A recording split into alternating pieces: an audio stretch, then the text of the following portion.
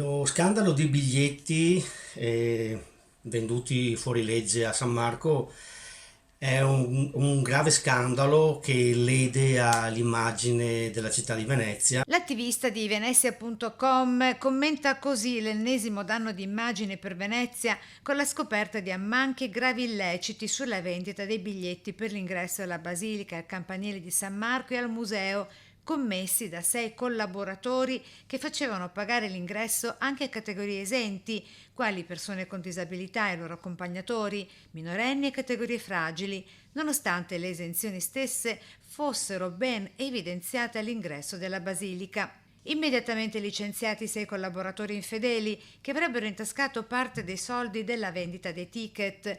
Soltanto il primo passo compiuto dalla Procuratoria di San Marco, che ha scoperto gli illeciti nei giorni scorsi grazie al confronto della bigliettazione elettronica. E se Carlo Alberto Tesserin, primo procuratore di San Marco, con poche e asciutte parole commenta di essere fiducioso che verrà fatta piena luce sull'accaduto, Matteo Secchi rilancia aprendo il vaso di Pandora.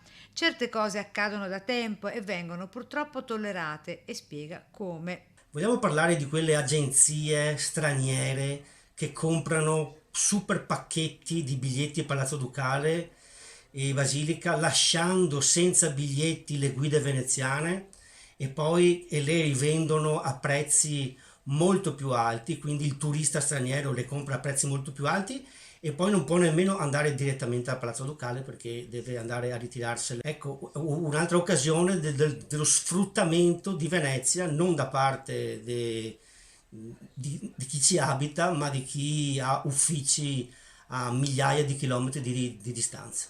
Solo nel 2022 la Procuratoria di San Marco ha staccato biglietti per quasi 2 milioni di euro e mezzo per la visita della chiesa, del campanile e del museo.